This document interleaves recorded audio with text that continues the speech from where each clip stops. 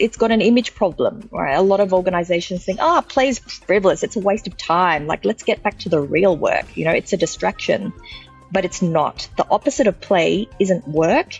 It's disengagement.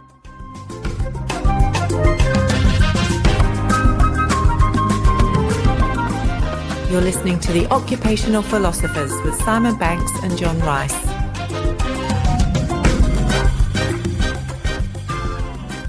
Hello and welcome to the Occupational Philosophers, a not-so-serious business podcast that mashes up the world of creativity, curiosity, and a healthy dash of philosophy thrown in. Each and every week, I'm joined by my co-host and co-collaborator in the UK, John Rice. John, hello and welcome. And what's caught your curious eye this week? What's caught my curious eye this week? Well, we just had a little family holiday just a week or so ago. And what caught my curious eye was all the different types of new sports that I had never heard of or thought could come together into something special. So I was playing paddle tennis, which has become quite popular, which is it's like a love child of tennis and squash, for example. So you've got a tennis court, but then you've got a back wall and you just hit the ball off and it's fast and furious, exhausting. Then there was new curling, which was that's a nice cross between carpet green bowls and ice curling. So you have these discs that you push along. You don't do that sort of frantic brushing with the broom like you see in ice curling, but you do try to get these pucks up towards a target. Okay. And then the biggest one is pickleball, which has gone massive, particularly in the States. And that's the love child of tennis and Branston pickle, I think. It's very messy, very fast, very difficult to play, and I was absolutely appalling at it. So that's what I've been doing. They are true creative combinations, you see, where you bring those sports together that you wouldn't have thought go together, and they create something new. So I was quite enjoying seeing all those different sports and being bad at them. How about you? And for those of you who might have missed it, John put in a cross between tennis and Branston pickle. So I picked it up, John, if no one else did. So just rewind. John had a little... It did get me thinking. Clever little play I was thinking word, about other than sports that you might introduce. So, maybe chess and swimming, or skiing and competitive hot dog eating, or something like that. I don't know. Any thoughts? Well, not off the top of my head, but I think for next time I'm going to come back. Let's see if we can set the world alight with a new sport, creative sport. How about you? Right. Yes. So, John, what's caught my eye? I think what's caught my eye, well, it's very lowbrow, but it's been a story in Australia recently. We've had Olympic show jumpers, show jumping in the Olympics, and there was an Olympic show jumper and they were having a tournament, I think that's what you call it, or an equestrian event. And the instructions were to come in fancy dress, and he came and did it in a mankini. Okay, so if you can, unfortunately, I have. That. It's quite early in the morning to be doing that. But what just made me laugh is most people had a bit of a laugh about it, and he's won like 2 silver medals and a bronze medalist. And but most people had a laugh about it. One person complained, so he had to go through a code of conduct thing, and was possibly going to lose his Olympic spot. So just made me smile, and he said, "Look, I was just having a bit of a joke, and if we can't laugh and at ourselves, what can we do?" But also made me laugh. The head of the Olympic Committee just came out; he was horrified. He said in the morning, "No, that's no way for an Olympian to act." And I don't know, it just made me think around standards and the way we look at things, and what one person's very funny is someone else's complaint. And as I said, it's lowbrow. Just to be clear, I got a good he was laugh. riding on the horse on a mankini, right? I mean, no, he had a mankini, not the horse. Yeah. No, I knew he had the mankini on. I knew the horse didn't. Well, I was going to say, if the horses had it, that definitely would be beyond the pale. I would have banned that straight away. Horses in mankini, Simon. Terrible. Right, Simon, we better move on. We've got a guest episode. Which is fantastic. Always very exciting. Who is the curious cat we have with us today? Well, John, we have a top 50 change management thought leader, a TEDx speaker, and a #1 best-selling author of The Future Fit Organization. Our guest has been a change and transformation expert for nearly a decade. Obsessed with change, she thinks change, speaks change, writes and consults on all things organisational change. Now, using the word again, she's led change programs influencing up to 23,000 people across 6 of the 7 continents. I'm guessing Antarctica may be the one which has dropped off the list, having worked with some of the biggest names in mining, engineering and technology. And as always, John, when we start to feel a little bit ashamed of what we have achieved in our own lives, she has appeared in the Sydney Morning Herald, SmartCompany, Vogue, Harper's Bazaar, GRAZIA, AICD magazine, Women's Agenda, Digital Transformation Live, Wonder Women Tech, I should say, Future of Mining, Women in Construction and Engineering, Women in Mining and Energy, Indonesia. But that's not all, John. She is the founder of Fresh by Friska, building the change intelligence of global organizations. So change is an advantage, not an Achilles heel. Please welcome Friska Wirya. Woo! Welcome. Woo! Thank you. Hey. Glad to be here. Well, welcome to you, Friska. And maybe just continuing on the theme we had a moment ago, what's caught your curious eye this week? So I've just come back from India and Singapore. And now, I've been in 3 countries in 3 days. And what's intrigued me is Swiftonomics. It's literally made headlines all around the world. So it's not Taylor Swift per se that's gotten me curious, but it's the impact of her popularity and how that's influenced behavior change. I mean, from regular concert goers who have saved up for years to attend this particular event to the Singaporean Prime Minister. I'm sure you guys have seen that he pretty much cock-blocked all the other Asian countries from having Taylor Swift visit them. So Singapore is the only country in Asia where Taylor Swift is having her concert. So that's just gotten me really curious. Like, I thought it's so surprising just because usually the Asian culture is known for being, collective and open and etc. But for him to actually lock out all the other countries, it's been mind-boggling. A little bit of savagery there, like Taylor's out. Claimed it. Yeah. Are you a Taylor fan? Yeah. Friska? Yeah. Are you a Taylor fan? Not enough to pay $1,000 ticket, no. Okay. Yeah. And they're actually, I've heard a couple of things. I'm sure, and I'll need to fact check this. They're now doing a degree in Taylor Swift. You can do like a humanities course somewhere. I read about this in Taylor Swift. And they're also, or have had an academia conference in Melbourne recently, or coming up, on Taylor Swift and that whole Swiftonomics piece. So Friska, can you confirm, has that happened, or have you heard of that, or?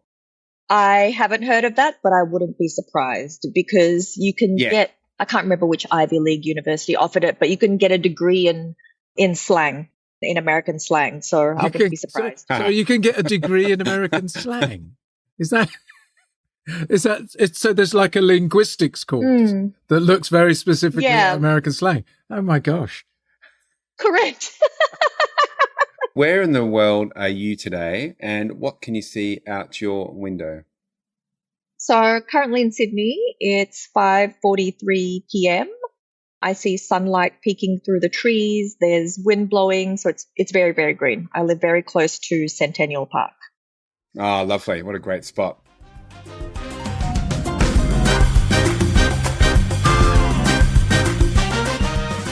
We'd like you to imagine that you're at a dinner party, and you've probably been to those dinner parties, and you maybe get there and you've sat next to some people you don't know that well, and the conversation can feel a little bit stilted. So it might be, what do you do? Oh, okay. All right. Where do you live? So John and I have thought, well, if we were going to go to a dinner party, what are some better questions we might ask? So imagine we're sitting down, we've got some really nice food, we've got some nice wine coming out. And our first question is, hi, Friska. Great to meet you. What's giving you joy at the moment? It would have to be connection. So I've come back from a roadshow that I was leading, a 2-day event, and there was people from 9 countries represented, lots of different cultures, lots of different languages. And, for 2 years, we were cooped up here and I haven't felt that real connection for a long time. So I just felt really bonded. So that's what's giving me joy at the moment. And I didn't realize until I had it how much I missed it and how different it was interacting in real life versus on the other end of a Zoom. And Friska, when you're not traveling extensively around the world, what hobby do you lose yourself in? I don't really have an off switch, but that's besides the point. I actually love curating looks. If I did, I'll just pretend that I do. As a hobby, I actually love curating looks and styling people. I've actually turned it into a side hustle for whenever I have the time.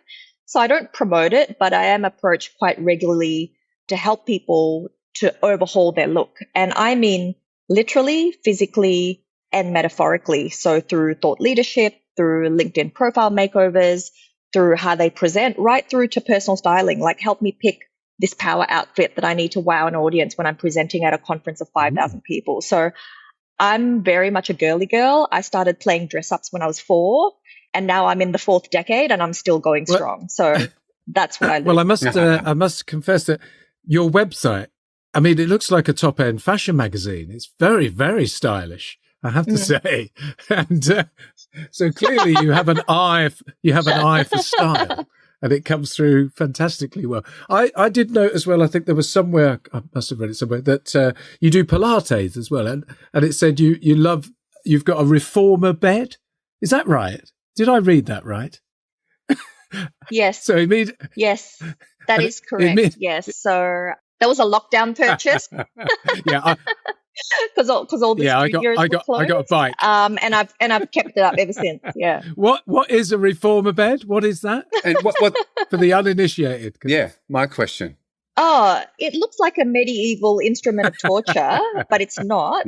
So a reform, it looks like it has pulleys, it has weights, it has springs. So it helps you mimic reformer moves, but gives you that extra flexibility of more tension.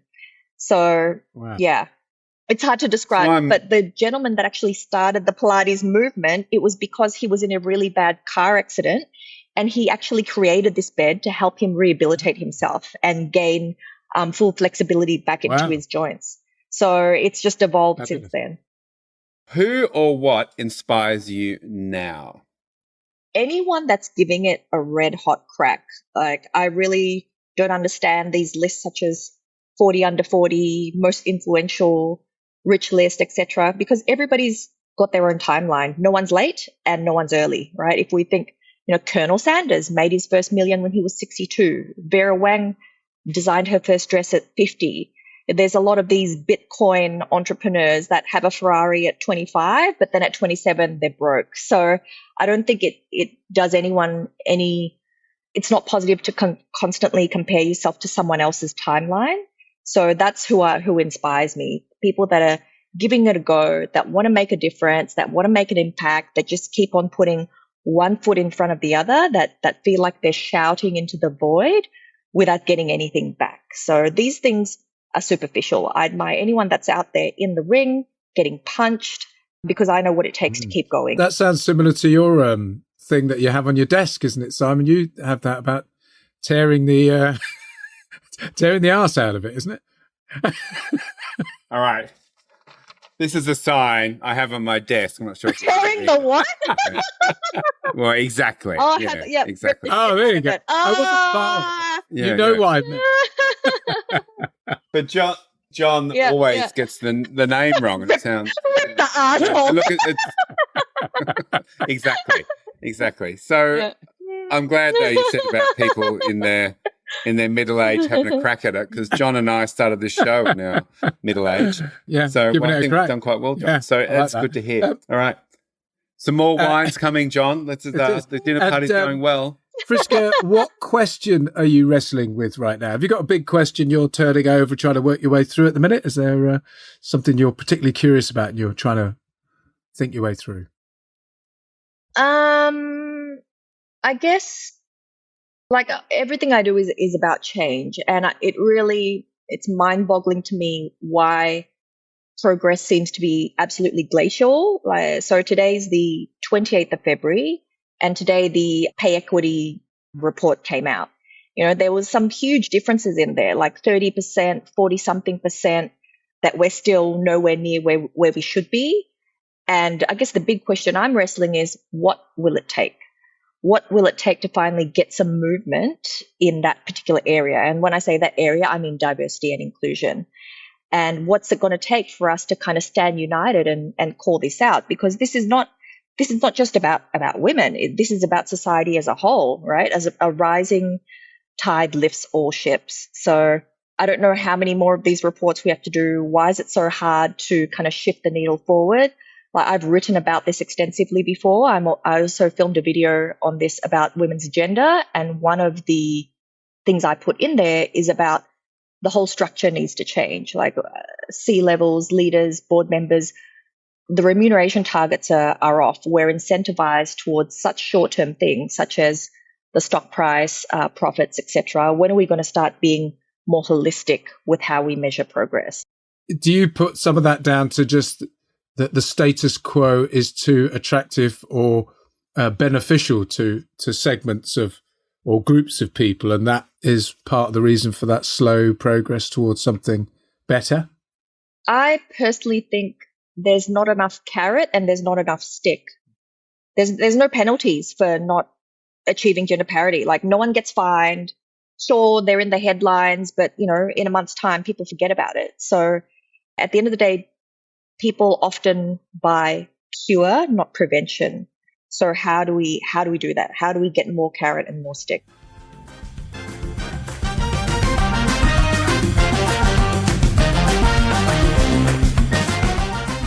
How would you describe what you do? And another way to frame that might be, if you sit in the middle of 3 to 4 things professionally, what are your intersections? Like, what do you sit in the middle of?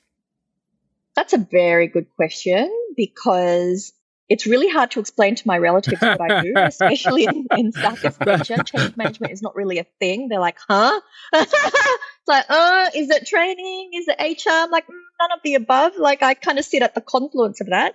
So how I would describe what I do is that I'm a multi-hyphenate. So I'm a speaker, I'm a change consultant, I'm a facilitator, and now also an author. So I guess I would do those 4 things, and the common thread running through them is that everything I do is geared towards bringing about and accelerating some sort of change, whether it's sustainability, whether it's technological, whether it's cultural change. I impart that wisdom through multiple formats. Can I just ask as well, Friska, you used a phrase I hadn't heard before, but I really like it, which is you're multi-hyphenated. Is that what you said? That's correct. I'm going to use that. I'm going to think how I might hyphenate what I do. So that could be, I don't know, podcaster, hyphen father, hyphen really bad at paddle tennis person. Simon, for you. I mean, I could hyphenate something for you. Yeah. I don't think it'd be nice. So I think I think you're getting a bit nasty at our dinner party, John. You go to the end of the table. But Friska, I do have one more question. And coming from an arts and design background myself, I have a interest in how did you develop an eye for fashion, if that's the right way to do it, and how do you keep up with, because fashion, it's the beauty of fashion, it changes and it's something new every season, depending on what you look at, I guess. But from a creative standpoint, there's new designs coming all the time. There's different things match with different things. How did you develop that skill, if that's the right way to say it? Because I think a lot of people would love to understand a little bit more how to create a presence for themselves that they feel good in, and it looks good as well. Long question, so just answer any of those.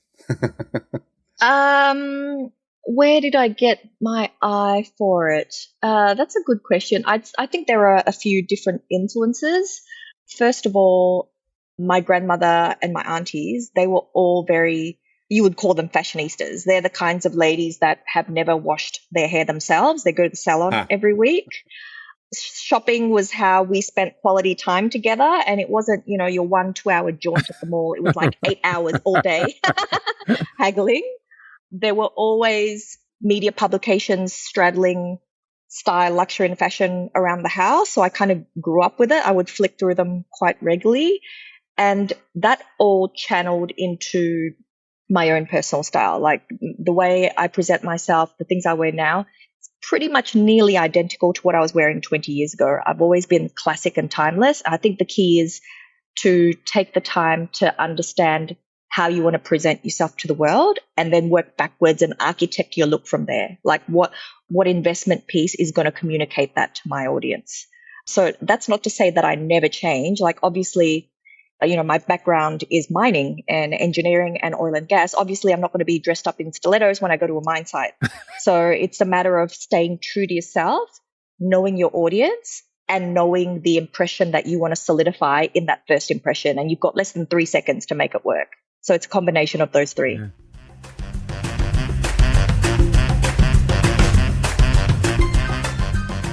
Friska, the occupational philosophers, born of a desire to explore the interplay between curiosity, creativity, imagination, with a bit of philosophy thrown in. So we just want to get more under the skin of what it is you do and how what you do connects to those ideas. So thinking about digital transformation and change and the work you do there's so many elements in that which are critical to any significant change initiative. And you mentioned the idea of, having skilled change leaders. And I wondered, do you need to upskill those leaders first? When you go into an organization, is it key that you have a set of skilled managers or leaders who can then do the work that's needed? And if so, is curiosity one of the first things you have to instill in that set of leaders? So I've wrapped up quite a bit in one question there. Yeah. Which is usually what Simon does, but there we go. In an ideal world, yes, you would want them to have good quality change leaders, but literally this does not happen in real life. This is not covered in schools, in universities, not in MBA programs. And why I say having skilled leaders is necessary is because pretty much every year, benchmarking studies by ProSci show the two biggest criteria that can make or break a transformation are two things: the quality of its leadership and the effectiveness of the communication.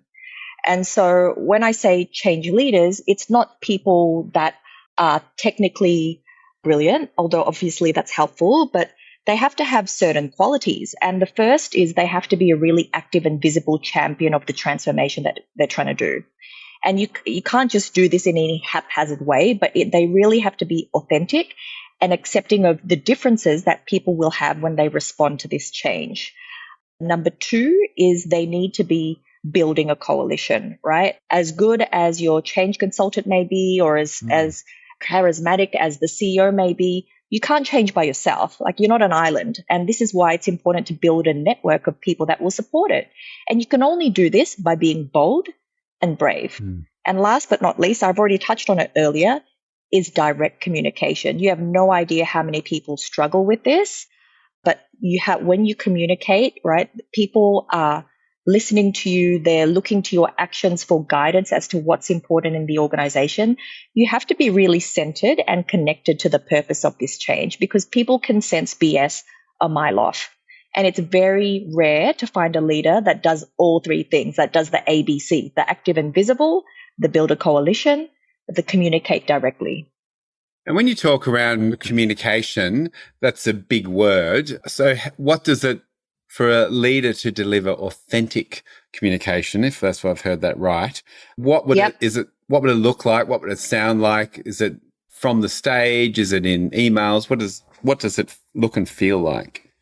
So I'll tell you what it doesn't look and feel like. The apology that the Qantas CEO issued, right? She had no eye contact. Her eyes were darting back and forth. You could tell they were not her words. They were probably fed to her by the PR team. Yeah, don't do that. Basically, do the opposite of that. So it really depends on who you're speaking to, but you can't just rely on face-to-face direct communication. Even when you're having something written for you by a team, that you have to find yourself in those words somehow, because people will know those words are hollow because they're not yours. Just coming back to the curiosity piece again, the reason that I was adding that on to the question around, do you have to instill curiosity in those leaders, is it just seems to be something that I'll often see is lacking, that there is a incuriosity often that one might see in organizations. That's a real challenge for them.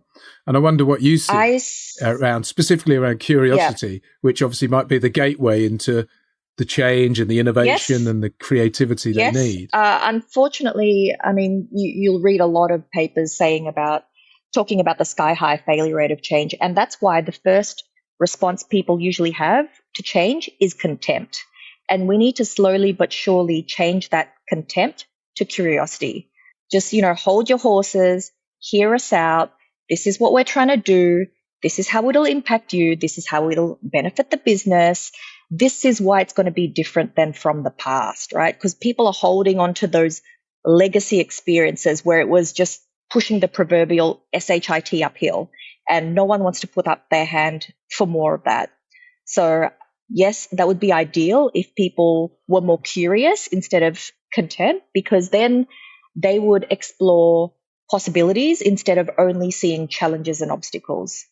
And that contempt to curiosity, I think that's a really nice piece, isn't it? Think around maybe, let's say, if any government announces a new change, what happens on the radio? You get all the shock jocks come out and before they're on their first piece of emotion, you get the opposition, which I guess is their role, but they come out and pull it to bits. But imagine just a day of being curious before you responded to that. Yeah. All of a sudden, what a nice little thing to bring in rather than that first rage or whatever, contempt might be, whatever way you want to describe it. Yeah, I like that. I really like that.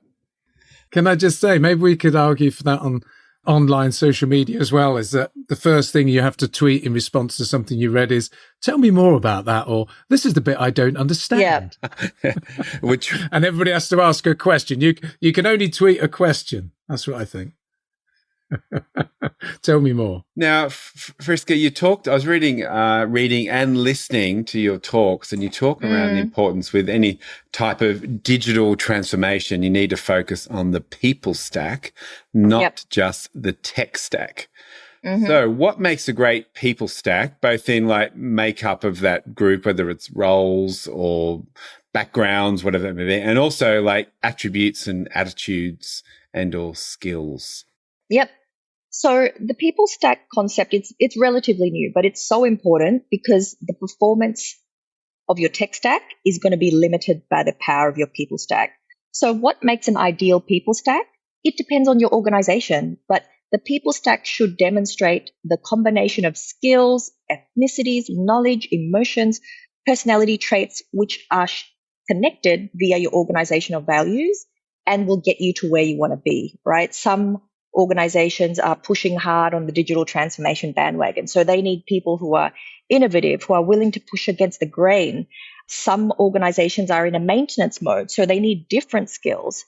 So, we don't spend a lot of time, I'd say we don't spend any time thinking about how to best customize a people stack that is aligned with not just your culture, vision, and mission and values, but where you're trying to go, that aligns with your strategy. And I think also we seem to be overly reliant on technical smarts or book smarts.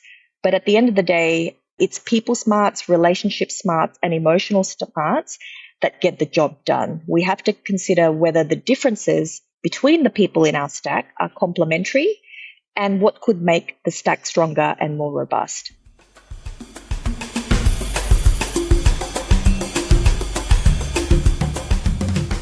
And just building on that, Friska, one of the things I noted as well around mindset, you mentioned two things. You also said that people need to be open to change, which almost you just go, yes, they need to be open, curious, able to step into something new. You also said that they need to assume positive intent, which caught my eye, and I thought that was really interesting. Can you tell me more about that? What's there for you with people assuming positive intent? I think defaulting to assuming positive intent is healthy. It's healthy in any kind of relationship, whether it's a coworker, a leader, a colleague, maybe it's your wife or your husband, right? It builds trust and it creates a space where it's safe to be vulnerable and honest. And now it's easier said than done because our default is negative. For every single negative experience or interaction we have, according to the Journal of Positive Psychology, we need 5 positive ones to counteract the impact. So without having that positive intent, we're always going to default to contempt instead of curiosity. That's creating, you almost touched on it there, I think, that's a prerequisite for creating that psychologically safe environment in which such change and creativity and innovation can thrive. Yes, that's right. And having an environment safe enough where you can call that out in a non-judgy way. With your people stack, does that equal a group of key people driving change? Is it like, does it have a number around it, or no bigger than or no smaller than, or is it organizational wide, are you thinking? I'm thinking organizational wide. Yeah. But you can apply it to a project as well. Like I'm currently on a significant tech transformation for a client in Spain, and our people stack, we've got, you can use that people stack concept to make sure you've got the right people in the right roles, right? We've got analysts, we've got e-learning people, we've got solution architects, myself as the head of change. So this makes sure that your people stack is rounded. Yeah, and I was on a leading an innovation hackathon just a few weeks ago, and they had a full stack. Some of the teams organized themselves into full stack teams. Yeah. That being, they had a designer, they had a tech person, they had an analyst, they had an engineer. And I'd heard the term before, but it was a digital part of the organization. They said, "Oh, this is great because some people have naturally aligned themselves into the full stack team," which goes to what you've said: the right people for the right roles to deliver that diverse amount of thinking, to get that sort of new, interesting, fresh way of looking at the world and new solutions as well. Friska, just moving on to another thing that caught my eye, which is you mentioned play, which is in my mind the fourth musketeer, as we might say, alongside the ones that we have of creativity, curiosity and imagination. And you see that as a key component of successful change. Can you tell us more about that play and where that comes in to the change initiatives that you would implement? 100%. So play is all about fostering creativity and innovation. It means creating a culture that encourages experimenting and risk-taking and that values learning and growth. So when people feel free to play and explore new ideas, not only are they more likely to come up with innovative solutions, they're more likely to try something they've never done before and be excited about it and not be scared of it. As adults, we've kind of lost this. When we see kids playing just the time wonders, whether it's Lego or the latest VR action game, their enthusiasm for exploring the unknown is palpable. And like we talked before, we've kind of traded our curiosity for contempt. Today, our workplaces are quite rigid. They're hierarchical. We're not actually rewarded for taking risks. We're not rewarded for failing when we should be if we really want to innovate. It's got an image problem, right? A lot of organizations think, play's frivolous. It's a waste of time. Like, let's get back to the real work. It's a distraction. But it's not. The opposite of play isn't work. It's disengagement, right? And every year Gallup publishes a study saying how disengaged we are. Last study I read, it was like 83%. That is a lot. And for the average Australian employer, that's costing them $36,000 a year from one person alone who's disengaged. So how this plays out in my work as a change management consultant, I bring the F word. So I bring the fun. So I'll give you an example. I had a really challenging project many years ago, early in my career. I kid you not, nearly broke me, as in mentally. It was just the fifth consultant in the door, budgets blown, leaders were non-existent, hiding behind the consultant, lots of gossip, rumors, backstabbing. It wasn't a great place to be. But I had to get these people excited. And why it was extra challenging is because this particular change, it wasn't just one type of change. It was literally a physical relocation. So we were demolishing a CBD building and building new premises for this particular government body quite far out of the CBD. Because it was a relatively new area, not a lot of transport opportunities, etc. So people were annoyed. They were annoyed from being moved from their convenient CBD location to somewhere, at that time, it was the boonies. There was nothing there. So I had to get creative. I had to get them to be open to play. So, and of course, didn't have a lot of budget. So I actually drove there and I door knocked on every single business in the area. And I said, hey, this particular state government department is coming in. It's going to be great foot traffic for your business. Do you have any freebies to give? Something to kind of make them feel special. And I got about 27 businesses participating. And they gave me like calendars, discounts for coffee, pens, mugs, all sorts of things. And it was like the Royal Sydney Easter Show had come to town. And, these people had never also taken public transport before. And one of the gossip that was swirling around was that, oh, it's dangerous to take the train. Like, it's dangerous. It's dirty. We shouldn't do it. And I literally played tour guide and took 20 people with me 4 times a day up and down from the city to there to do a really immersive roadshow. And when I was there, I pulled out all the stops, gave them the goodie bags. They got a tour of the building. The IT people demonstrated the new tech. And it was, don't get me wrong, when we came back, there were still people who were digging their heels in, but they were no longer loud and proud. So if you want to reduce resistance, you need to get a little bit creative. You need to get a bit fun. Like, play doesn't just mean competing. It could mean jokes. It could mean physical activity. It could mean orchestrating something. And this place, it was a trip. So there's lots of different types of play. So there's actually 8 different types if you read Dr. Stuart Brown. And most organizations default to the first one, which is a competition.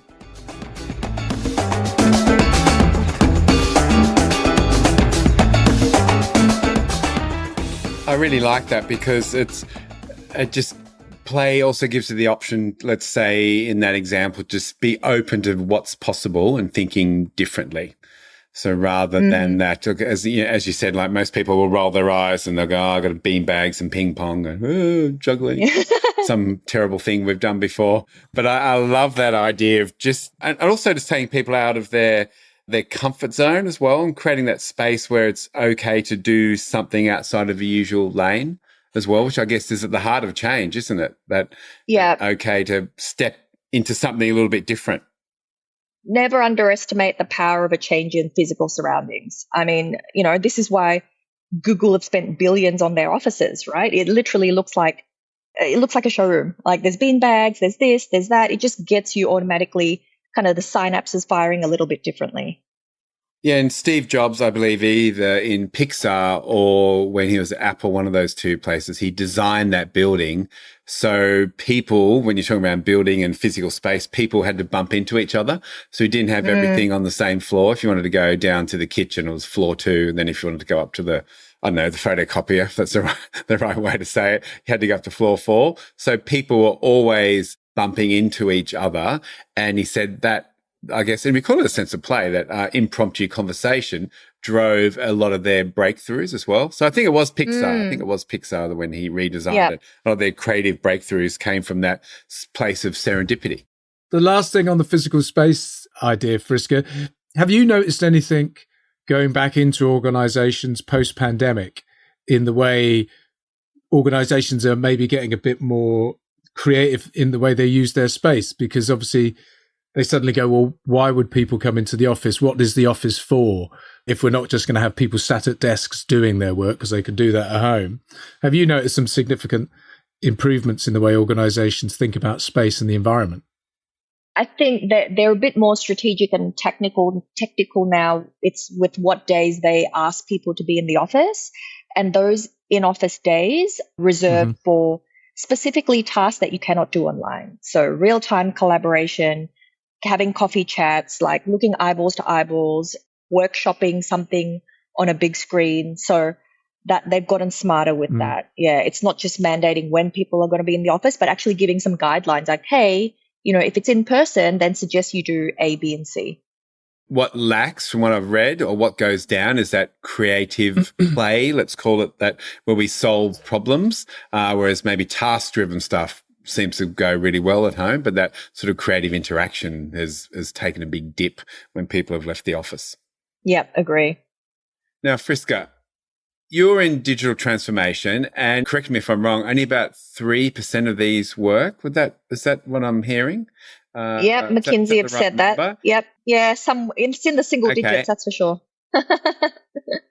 So how do you know when it's worked? Like, because we hear this with every organization, not every organization, we hear this a lot. We're undergoing a digital transformation.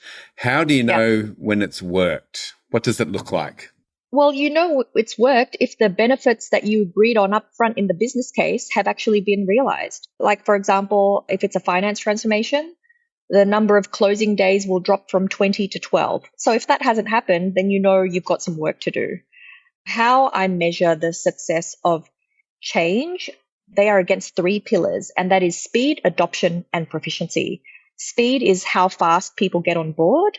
Adoption is how many get on board, and proficiency is how good they are once they get on board. So, there's no point handing people over the keys. Everybody can start the engine, but then they don't know how to shift gears. So it's not just a matter of, hey, the system's in. It's, hey, it's not only installed, but it's implemented. And these are the benefits we've been able to achieve from automation or other digital smarts. Because you don't really be putting Nan in the Ferrari, right? Because she won't understand the gear system. Is that correct? That's right. That's right. She'll be toddling down the M1 like it's a school zone.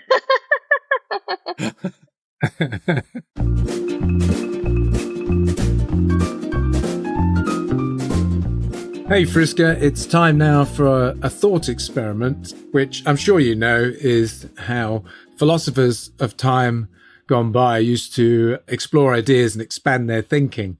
And for us, it's a chance for us to play a game. So what we'd like to do is, knowing that you're a specialist in change, we want to test just how well you know change in this thought experiment. And so this thought experiment is called, do you have any change? And we're going to ask you a series of questions about... Simon's laughing already because he's read the questions. So no, I like your accent. Like it was a bit sort of Oliver Twist or something. Do you have any change? Please, sir, anyway, may I have some more? Please, sir, can I... Exactly. That's exactly where I was. I think I was channeling my inner Artful Dodger. That is true. Yeah. It's in my blood. So here we go. Here we go, Friska. Here's the first question. These are all about change, which I know you're going to be really good at. So question number 1. Which pop star famously changed their name to a symbol in the 1990s? Prince. Oh, right, very good. Okay. Superstar. You started very well. Okay, next question. Transformers is the blockbuster movie franchise, which I'm sure you know of and are a big fan of. But do you know, what does the lead Transformer character, Optimus Prime, change into when in disguise on planet Earth? He turns into a truck, doesn't he? That's not too bad. Have you got any more information as a change specialist?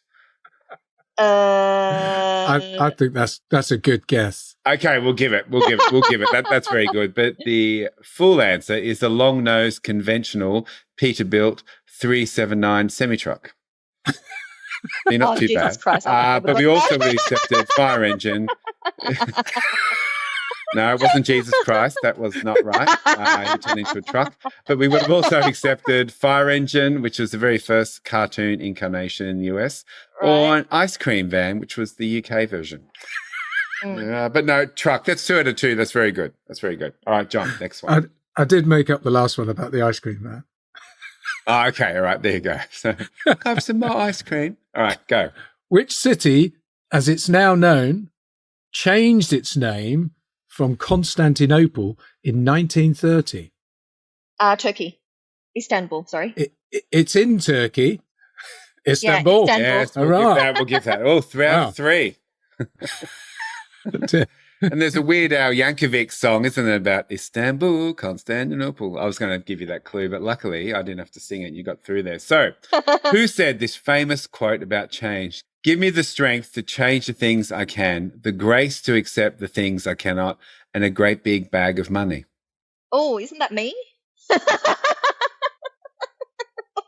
Well, you may have said that, but it's actually officially given to Bert and Ernie from Sesame Street.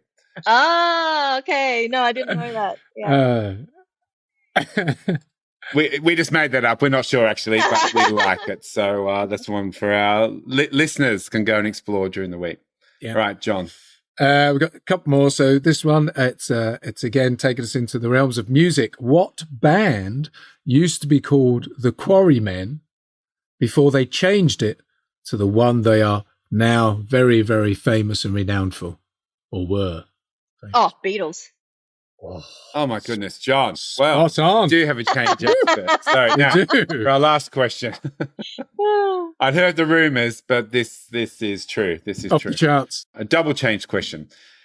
Who is the artist who regularly changed his name from David Aladdin Bowie. Sane through David to the Bowie. Thin White Duke? Oh no. But the second part, it also uses the plural word of change in one of their famous songs. David, John, have you ever seen a better change expert in your life? I absolutely knocked it out the park. We bow before you, Friska. You are a change expert. Let it not be said to anything contrary to that. Well done. Fantastic work. Better than Michelle Obama. I know, and she spruiked herself up, let me tell you. And that was the thought experiment. Do you have any change? So now, Friska, this is the not so serious business podcast advice section. And we like to draw from your experience and wisdom around everything you do in change to think about how we might apply it as individuals, within teams, and as leaders. So starting with individuals, what can we as individuals do to maybe better embrace or navigate change, which might be happening in our organisation, so that we don't feel it's being done to us, so we feel we're actually involved and co-creating it? How might we sort of change the way we approach change? So if you don't feel like you're involved enough or participating enough, then you're a big boy, you're a big girl, ask to be involved. Like, this is the thing. If, like, change people are not mind readers. If you want to contribute your input, you feel you have some value, then put up your hand and say so. I think another tip I would have is to self-serve yourself. Like, if you feel like you're not getting the right information, then say so. You know, again, there's only so many surveys, newsletters, only so many webcasts that we can create. If it's still not hitting the mark, then you need to tell us. So I do that quite regularly. I canvass feedback whenever I can, and don't think of it as you're critiquing the change team. We actually want to know this info, because the whole point of us being there is to make life easier for you as you transition to this future state. I really like that idea of just step up and tell us, because all of a sudden you go, sure, that's easy. Yeah. It's so easy to sit there and go, whoa, world's ending, this is happening around us. Yeah. But if you sit there and that's all you say, I like that little bit of just personal responsibility. Now, if you're a senior leadership team or a team, but I'm thinking senior leadership for this question, what do they need to do to ensure they collaborate effectively to lead the changes required in the organisation? Is it a mindset, which we might have touched on before? Is there any specific behaviours or anything we can think about? So 3 words come to mind. The first is alignment. So there's an old Chinese saying that says 1 bed, 10 dreams. And I've often found this in senior leadership teams. What they think is the future state is totally different to what other people in their team think. So complete alignment on what we're actually changing to. It sounds so simple, but so many times they don't have that complete alignment. Then they roll things out in the organization. And what happens is, as each level down comes, things get miscommunicated, they mutate into something, and by the time it gets to the employees, they're completely confused what the hell all this is about. So that's the first thing. Number 2 is clarity. So don't leave comprehension up to chance. So you as a leader need to provide clarity on the organization's vision, their objectives, and your expectations. So senior leadership teams should work together to define these things very, very clearly. And last but not least is execution. Strategies are pointless if they're just words on a piece of paper. So you need to take action, right? Don't wait to be motivated. It's actually the other way around. Action creates motivation. And as a leader, surprise, surprise, that's why you're getting paid the big bucks. It's actually your job to manage resistance. It's not my job. I can point out the hotspots. I can provide some strategies and some advice for you, but it's actually you that need to do something about it. And the mindset that ties this all up is really having that future fit mindset. So being a constant learner, leading by example, fostering a culture that actually values continuous improvement and innovation. It doesn't just pay it lip service. So for example, share a new learning each month. What did you do differently? right? You are the role model. So leaders can inspire their teams to adapt to change more effectively if they do these things. And there's a lot of research in the space of innovation where I sit, and that is how do leaders, inspire innovation, lead innovation? Like they do it. Just see what you've said. They do all the things they want everyone to do. They're out being involved in trying new things. They're sharing their experiments, the things they've explored, their new learning. So I love that. Just be part of it and share it constantly and sort of be out there. And I really like that we've just said, what was it? Movement creates motivation, or what was the one you said before? Action creates motivation. Don't wait until you feel motivated. That day will never come. Just do it. Just get off the couch and do it.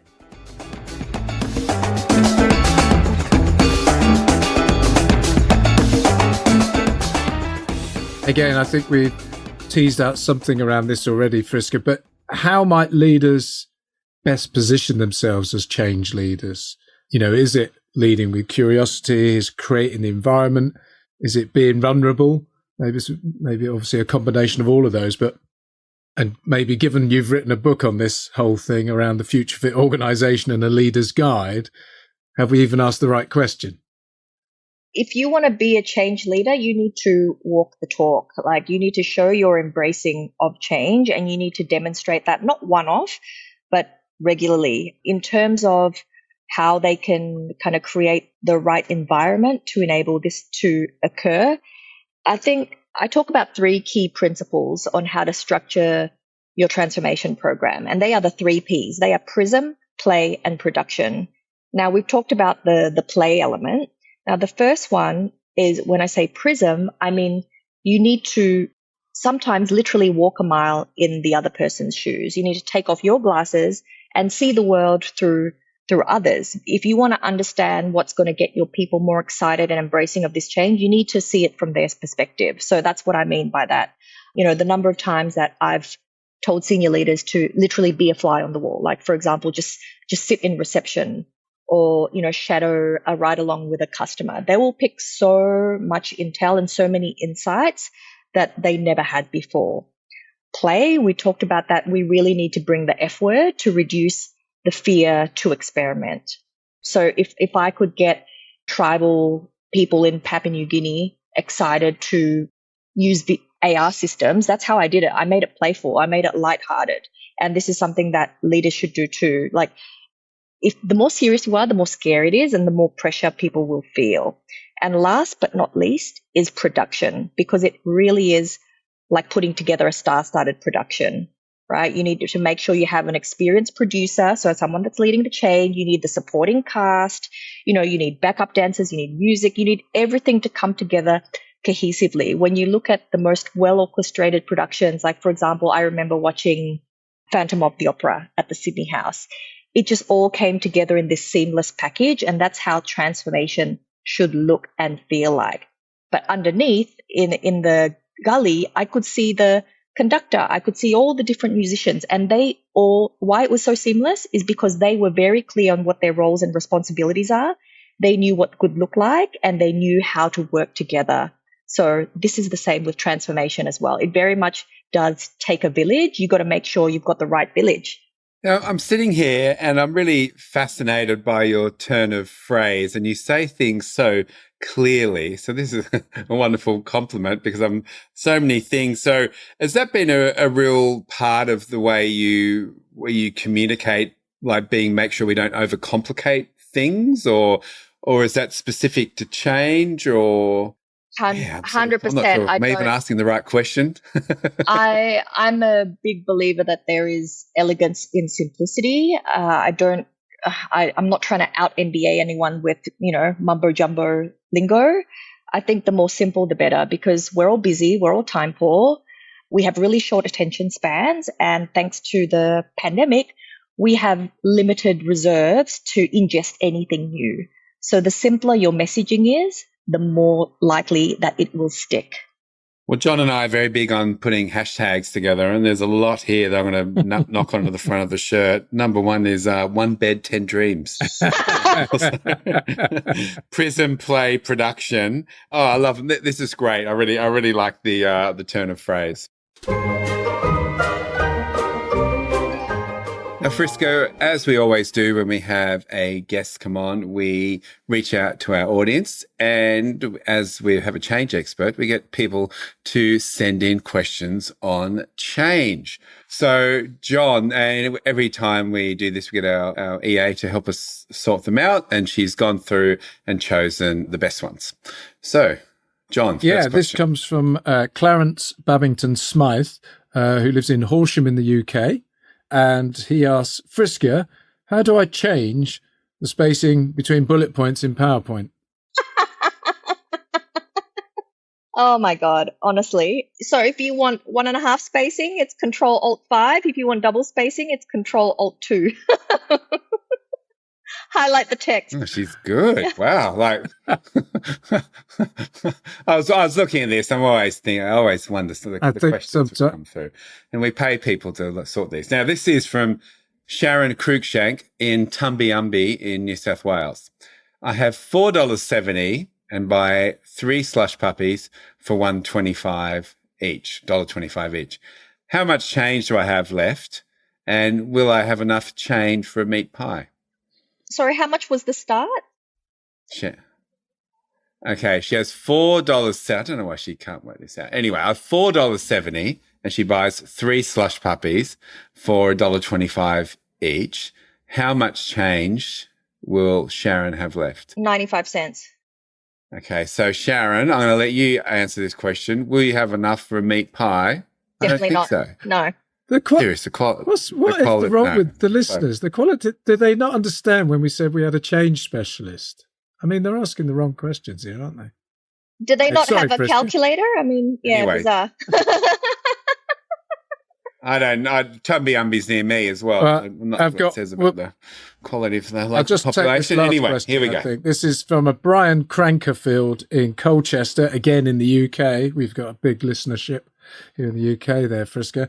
He says, Friska, I've bought a pair of ripped skinny jeans with a puffer jacket and a double denim jacket underneath, garish Nike t-shirt, Jordan sneakers, and a chunky gold chain. I'm 54 years old. Should I take these back to the shop and change them? He says, for a cardigan loafers. Yeah.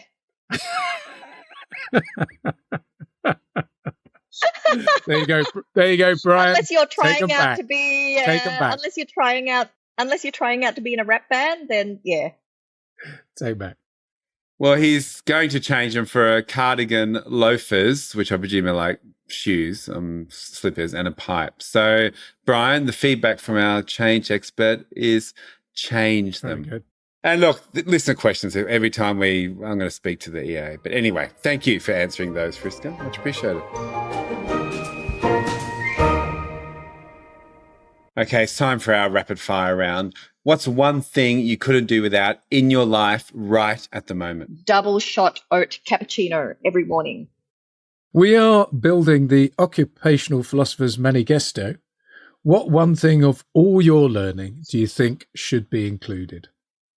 So the smartest investment you'll ever make is not in yourself, but in other people, because relationships are what make or break in business, love, and life.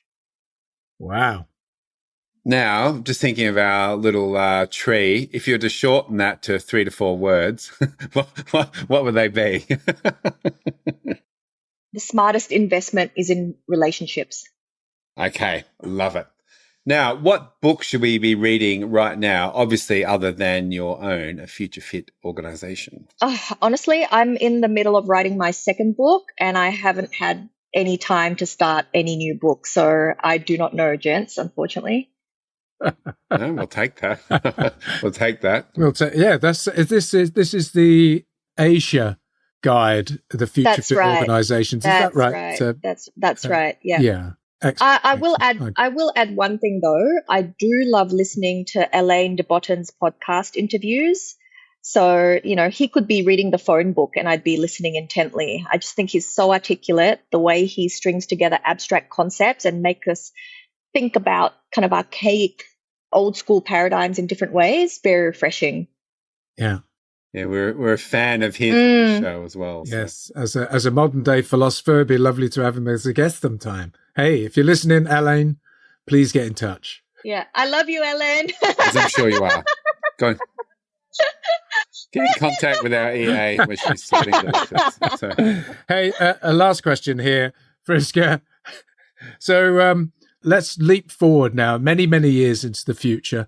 And let's imagine you have decided to slow down and we're leading you into your retirement home. And the nurse is walking you through to the residential lounge where all the other people who are staying in the retirement home are sat. And as the nurse leads you in to the lounge, everybody looks up and the nurse says, "Hello, everybody. This is Friska. How would you like to be introduced?" She has left no stone unturned. All right, we'll take that. Well done. So to wrap us up, Friska, what are you up to next? Like, I know there's a book in the works, your second book in the works. What other cool things are on your agenda over the next piece? So I've got another book signing event in Jakarta in April. So if anyone's in town then, they're welcome to come. My second book will be out in August, published by Penguin Random House. And in between that, you can find me floating around between Sydney, Melbourne, Bali, Jakarta, and Singapore. So that's where a lot of my work is based. Excellent. And question on the book, did that come on the back of your first book and someone at Penguin Random House read it and said, we want That's to take correct. you on? Yep. Or, Yep. Yeah. Okay. Oh, nice. Very cool. Very cool. All right. And where can we find you, connect with you, buy you virtual drinks or otherwise? Social medias and all those types. Yeah, so I predominantly hang out on LinkedIn. So linkedin.com/in/Friska. If you've got any business-related inquiries, you can send a note through my website, and that's freshbyfriska.com. Excellent. And you play a bit of a mean Instagram game as well, I was looking at last night. So, and I think you play a bit of you play a very good. I love your social media. Thank you. Yeah, she's a great person to follow as well. Thanks very much, Simon. Well, all that's left to say, Friska, is thank you so much. It's been a pleasure. It's been a real delight to chat to you, and I hope we get a chance to chat again. So, and best wishes for all your endeavours in the book. Thanks again. Thanks, guys. And just before you go, an absolute pleasure. So thanks for coming on. And I just want to again compliment the way you make things simple and memorable. I can just see how you really make, I'm like saying, it's so clear. There's a path. I understand. So your ability to make what is a very much complex, scary, simple, it was really nice to listen to. And as I said, John and I learned so much. And again, I've got more hashtags on t-shirts here than I could have imagined. And thanks so much for joining us. It's been an no worries. pleasure. Thanks very much, Thanks, guys. Friska. Bye.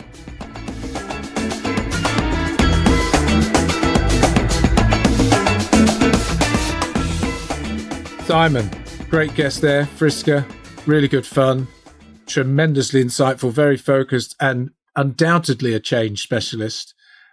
Demonstrated not least because of her exceptional performance in both the thought experiments.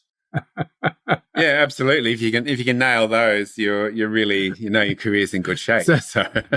And as ever with everything that she shared, do you have some key things that you took away from what we discussed? Yeah, well, number one thing was just her ability to put things in like groups of three, which science tells us were easier to remember. But I really liked just her clear conciseness, and I learned a lot just from that. I thought, there's some really nice good ways to explain things which are easier to understand. But what I like is, pull on your big boy pants, us to be involved. Yeah. It's very easy to be apathetic and we've all probably been in that situation ourselves or also we've experienced others in that space. So just get involved. We're big grown-up people. You want to make change. You want things to happen, get involved. I really like that 1 bed, 10 dreams. One, because it's just a cool saying. Yeah. The other thing I like is Mike Parsons, one of our previous guests a couple of years ago, who's a world-class innovator and product developer. And he'll said in the group, and he said, look, we've all got a picture in our head. It's all a different picture. And part of that was, how do we know we're on the same page? Visualize what that picture is so we can go, oh, I thought of something else. But I like that 1 bed, 10 dreams. And just, it's so simple, isn't it? Just share a new learning. Let be open and say, this is what I'm curious about. This is what I've learned. This is what's caught my eye. This is something I've been trying. And this is something where I might have tried and I wasn't very good at, but I've certainly enjoyed the process. And who is good at something the first time they do it? So share your learning, share the fun ways you might have explored it. And again, just goes back to a previous episode, vulnerability and trust. Share your insights, what makes your life tick, and, the trust builds from there. What about you, John? Well, the one that really stood out initially was around turning contempt into curiosity, or encouraging people not to respond with contempt to the idea of change and something new or something different, but to just turn that into being curious, asking questions, finding out more. So contempt to curiosity, which reminds me a little of that don't get furious, get curious kind of adage as well. Yeah. And I do think that's really good to just remind people, say, look, you may have things that you don't like about this or you want to push back to, but stay curious just for a little longer and find out a bit more about it before you dismiss it or resist it or whatever it is. So I really like that. And then that mindset thing of assume positive intent, which is really, it's a really interesting phrase, and it's used in different ways. We can think about when you're giving feedback, or you're receiving feedback, assume positive intent on the part of the other person. And it's a really good way to open you up to the idea that person's intent is good. And so therefore you're much more open to listening to what somebody has to say. So if somebody presents a change to you, something different, don't assume they have some agenda, assume it's positive intent for the greater good, to improve things, to make things better. So I think that's a really nice mindset to have. And then the last thing is make it fun. She talked about fun and the F word. I thought for a minute she was just thinking about just effing do it. Yeah. I imagine you might get to in some digital transformations and changes. Look, I've had enough of this, just effing do it. But no, she talks about fun. And again, I thought it was really nice just as a means of engaging people. And so it has fun with a purpose, which is a means to engage people and have them think about things differently. So, wonderful stuff. As you say, keeping it simple, thinking about the preciseness of her language and the clarity of her communication. Oh, there was one last one, which I will share, which is then action creates motivation. And it's that, we need to get motivated to get going. You go, no, just take some steps. And that will then create some motivation and momentum. I mean, that action creates a bit of momentum and you can build on that. Little wins sometimes are the things that people often talk about. So if you can get some quick wins, little wins, that can create momentum and can create motivation. And I go back to, look, I'm doing a bit of a trawling back through our previous episodes, but Dr. Peter Lovett, dance psychologist, move first, think later. It's the natural order. That piece there is just bit of action, bit of movement that will create thinking. All of a sudden, new opportunities arrive, and and off you go. And look, just with all of this stuff, and I see this time and time again, I think if you can take one thing from our show and all of our guests, which applies across everything, like be curious.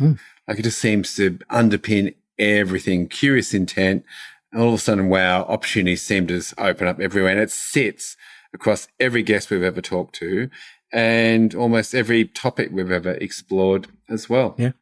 So I think there you go. That's a wrap, as they say. In the meantime, before the next episode, we'd invite you to subscribe, tell your friends, rate us, leave a review. They are always very, very welcome and do help us sort of spread the word and build the community.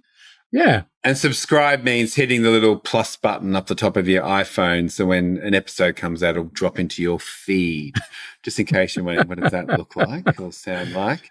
And again, looking forward to a good 2024. We've got an awesome array of guests lined up, and I'm really, really excited. And I don't say that lightly, John. But look, as always, what do we want people to do? We want people to stay curious, play more, make stuff, have fun, but especially in 2024, go out and take life.